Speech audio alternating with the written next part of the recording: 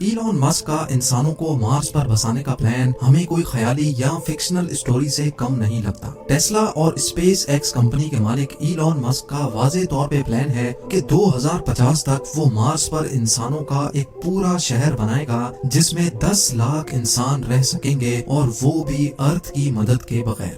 Elon Musk کے اس plan کا مذاق اڑایا جاتا تھا، لیکن مارس کولونائزیشن کے اس خواب پر لوگ تب یقین کرنے لگے جب ناسا نے بھی اسپیس ایکس کے مارس مشن کو جوائن کر لیا، کیونکہ پچھلے کئی سالوں سے اسپیس ایکس راکٹ ٹیکنالوجی میں کافی زیادہ ترقی کر چکی ہے۔ جیسا کہ ہم جانتے ہیں کہ ایلون مسک کی company Tesla electric auto pilot cars بنانے میں بھی ایکسپرٹ ہے۔ اسی طرح اسپیس ایکس کے راکٹس میں بھی ایسی ٹیکنالوجی استعمال کی گئی ہے جس میں وہ کم سے کم فیول یوز کر کے اسپیس تک پہنچانے کی کیپیبلٹی رکھتے ہیں۔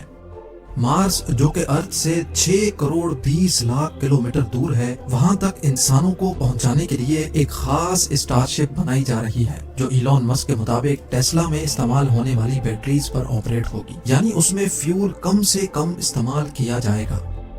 مارس تک تو وہ انسانوں کو پہنچا دے گا، لیکن سوال یہ اٹھتا ہے کہ مارس پر انسانوں کی کالونی کیسے ممکن ہوگی؟ آخر ایلون مسک اور ناسا اس ہرے بھرے ارتھ کو چھوڑ کر انسانوں کو اس بنجر مارس کی زمین پر کیوں بسانا چاہتے ہیں؟ نہ ہی وہاں سانس لینے کے لیے آکسیجن ہے، نہ ہی کھانے پینے کا سامان، اور نہ ہی -100 ڈگری سیلسیس جتنی سردی میں سر چھپانے کی جگہ۔ جب وہاں انسان کے رہنے کی کوئی بیسک فیسلٹی بھی موجود نہیں ہے تو آخر مارس پر انسانوں کی کالونی بنانا ممکن کیسے ہوگا؟ زیم ٹی وی کی ویڈیوز میں ایک بار پھر سے خوش آمدید۔ ناظرین، یہی وہ سوالات ہیں جن کے جواب آپ اس ویڈیو میں جان سکیں گے۔ سب سے پہلے بات کرتے ہیں کہ جب اس ارتھ پر انسان کے رہنے کی ساری نیچرل فیسلٹیز موجود ہیں تو پھر انسانوں کو مارس پر بھیجنے کی ضرورت ہی کیا ہے؟ پچھلی کئی صدیوں سے ہمارے پلانٹ ارتھ کی ہیلتھ کے اوپر جو بھی ریسرچ ہو رہی تھی، افسوس کے ساتھ ان تمام ریسرچ کے ریزلٹس نیگیٹو آئے ہیں۔ سائنسدانوں کا کہنا ہے کہ جب سے انسان نے فوسل فیولز یعنی پیٹرول اور گیس کا استعمال شروع کیا ہے، تب سے ارتھ کا ٹیمپریچر بڑھتا چلا جا رہا ہے، اور ایک وقت ایسا آئے گا جب یہ ٹیمپریچر اتنا زیادہ ہو جائے گا کہ ارتھ پر کسی بھی جاندار کا رہنا ممکن نہیں ہوگا۔ ایک سروے کے مطابق ہر 10 سالوں میں ارتھ کا ایوریج ٹیمپریچر 0.16 ڈگری سیلسیس جتنا بڑھ رہا ہے، یعنی جن گرم علاقوں میں ابھی انسان بستے ہیں، اگر یہ سب ایسے ہی چلتا رہا تو آج سے 150 سالوں کے بعد وہاں انسان کا رہنا ممکن نہیں ہوگا۔ ٹیمپریچر بڑھنے کی وجہ سے گلیشیئرز بھی دھڑا دھڑ پگھل رہے ہیں، جن کی وجہ سے فلڈز، سائیکلونز اور سونامی کا چانس بھی بڑھتا جا رہا ہے۔ بات صرف فیول کے استعمال کی ہی نہیں ہے، اس پولیوشن نے ہمارے ارتھ کی اوزون لیئر کو بھی ڈیمیج کر دیا ہے۔ وہ اوزون لیئر جو سورج سے نکلنے والی جان لیوا ریز سے ہمیں بچاتی ہے، وہ بھی اب آہستہ آہستہ کر کے ڈیمیج ہوتی جا رہی ہے۔ یعنی ایک طرف پولیوشن سے پیدا ہونے والی گرمی اور دوسری طرف خوفناک سولر ریڈیشنز۔ سائنسدانوں کو ایک بات تو کنفرم ہو چکی ہے کہ ایک نہ ایک دن ہمارا ارتھ رہنے کے قابل نہیں بچے گا، اور یہی وجہ ہے کہ ہم انسان اپنے لیے ایک دوسرا گھر یعنی ایک دوسرا پلانٹ ابھی سے ڈھونڈ رہے ہیں۔ لیکن صرف مارس ہی کیوں؟ ہمارے سولر سسٹم میں تو دوسرے بھی کئی پلانٹس موجود ہیں، تو پھر آخر مارس کو ہی کیوں چنا جا رہا ہے؟ ہمارے سولر سسٹم میں ہمارا ایک پڑوسی پلانٹ وینس ہے اور دوسرا مارس۔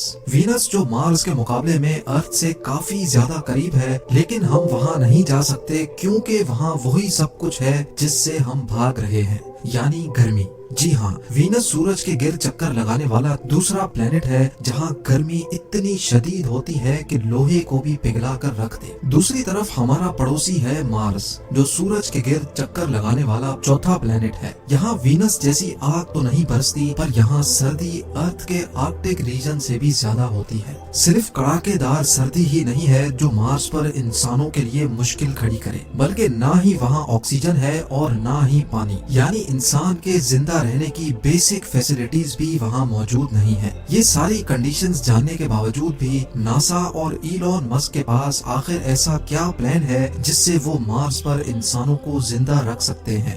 ایلون مسک کے پلان کے مطابق 2026 میں پہلے مارس پر انسانوں کا ایک چھوٹا گروپ جائے گا۔ اس گروپ کے پاس کم سے کم 2 سال زندہ رہنے کی تمام چیزیں موجود ہوں گی، یعنی کھانا پینا، آکسیجن اور پریشرائزڈ سوٹس۔ لیکن اس گروپ کے وہاں جانے سے بھی پہلے مارس پر ایک پروٹیکٹیو شیلٹر بنانا بہت ہی ضروری ہے، کیونکہ مارس پر مٹی کے خوفناک طوفان انسانوں کو نقصان پہنچا سکتے ہیں۔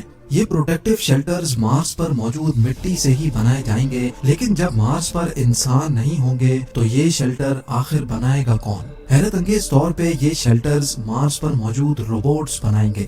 آرٹیفیشل انٹیلیجنٹ روبوٹس کو انسانوں سے پہلے مارس پر بھیجا جائے گا۔ یہ ایک خاص قسم کے روبوٹس ہوں گے جو ویسے تو الگ الگ حصوں میں کام کر سکیں گے، لیکن ضرورت پڑنے پر وہ آپس میں جڑ بھی سکیں گے۔ یہ روبوٹس انسان کے کام کرنے سے کافی زیادہ فاسٹ کام کر سکیں گے، جن میں کیمراز، سینسرز، مٹی کھودنے کے لیے ایکسکیویٹرز اور 3D پرنٹر یونٹس بھی لگے ہوں گے۔ سولر انرجی سے چلنے والے یہ روبوٹس پہلے تو سینسرز کی مدد سے ایک خاص قسم کی مٹی ڈھونڈیں گے۔ جس جگہ پر وہ خاص مٹی زیادہ پائیں گے وہیں وہ اپنا بیس یونٹ قائم کر لیں گے۔ ان روبوٹس میں سے جس کا کام ڈگنگ کا ہوگا وہ اس جگہ کو کھود کر مٹی کو کلیکٹ کرے گا، اور پھر چھوٹے چھوٹے روبوٹس یہ مٹی ریفائننگ یونٹ تک لے کر جائیں گے۔ ریفائننگ کے بعد یہ مٹی 3D پرنٹر یونٹ تک پہنچائی جائے گی، جو ایک ایک لیئر کر کے 3D پرنٹ کرتے جائیں گے۔ کئی مہینوں تک یہ کام ایسے ہی چلتا رہے گا، جس کو ارتھ سے بیٹھ کر بھی مانیٹر کیا جا سکے گا۔ شیلٹر کمپلیٹ ہونے کے بعد اسٹارٹ ہوگا روبوٹس کا دوسرا فیز۔ اب مارس پر پہلی بار انسانوں کا ایک گروپ لینڈ کرے گا۔ کیونکہ انسان یہاں پہلی بار لینڈ کریں گے، اسی لیے ان کے پاس کافی سارا سامان بھی موجود ہوگا۔ مارس پر موجود روبوٹس انسانوں کو وہاں ویلکم کریں گے، ان کا سامان اٹھا کر لینڈنگ سائٹ سے بیس یونٹ تک لے کے جائیں گے، اور بیس یونٹ کے شیلٹر کے اندر چھوٹے چھوٹے یونٹس کو رکھا جائے گا جو اپنے آپ انفلیٹ ہو جائیں گے۔ کیونکہ مارس کا ایٹماسفیرک پریشر بہت ہی کم ہے، اسی وجہ سے انسان وہاں ان پریشرائزڈ یونٹس میں رہیں گے، یعنی ان یونٹس میں ارتھ کی طرح آرٹیفیشل پریشر بنایا جائے گا۔ یہ سارے پریشرائزڈ کیبنز ایک دوسرے سے جڑے ہوں گے، اور ان کو الیکٹریسٹی دینے کے لیے ایک سولر فارم روبوٹس کی مدد سے قائم کیا جائے گا۔ اگر کسی انسان کو بیس یونٹ سے باہر جانا ہوگا تو ایک اسپیشل گاڑی کیبن کے دروازے سے آ کر فکس ہو جائے گی، تاکہ دروازہ کھولنے سے اندر کا پریشر لیک نہ ہو سکے۔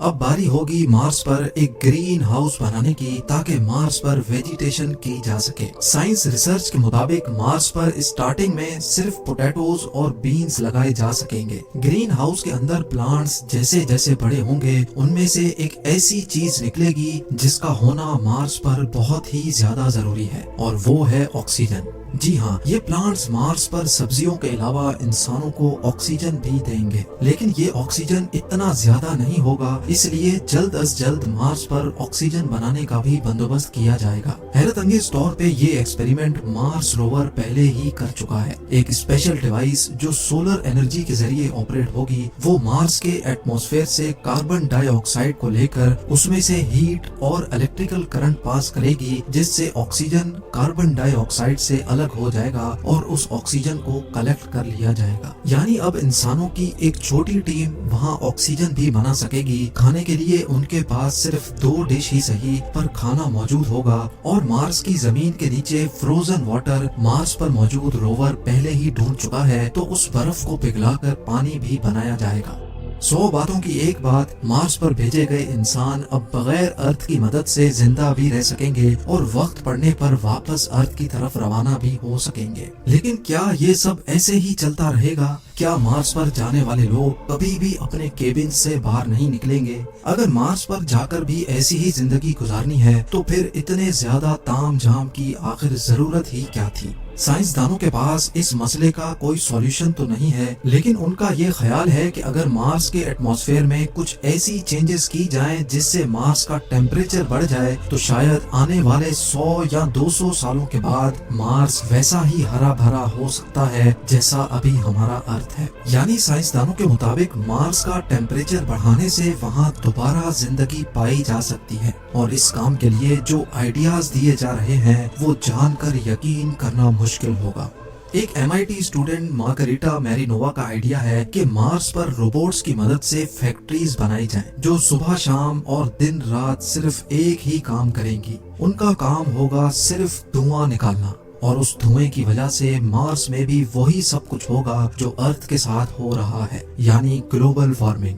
دوسری طرف ایلون مسک نے بھی مارس کا ٹیمپریچر بڑھانے کے لیے ایک آئیڈیا دیا ہے، اور وہ یہ ہے کہ مارس پر نیوکلیئر ویپن استعمال کیے جائیں۔ ان کا کہنا ہے کہ مارس پر 10,000 نیوکلیئر میزائل فائر کیے جائیں گے تو وہاں کی آئس بھی میلٹ ہوگی اور وہاں کا اوور آل ٹیمپریچر بھی بڑھے گا، جس کی وجہ سے مارس جلد از جلد انسانوں کے رہنے کے قابل بن سکے گا۔ ناظرین، ایلون مسک اور ناسا کا ابھی تک کا پلان یہی ہے کہ 2026 میں پہلے انسانوں کا چھوٹا گروپ وہاں جا کر مختلف ایکسپیریمنٹس کرے گا، اور پھر ہر 2 سالوں کے بعد جب ارتھ اور مارس ایک دوسرے کے قریب آ جاتے ہیں تب وہاں مزید لوگ بھیجے جائیں گے۔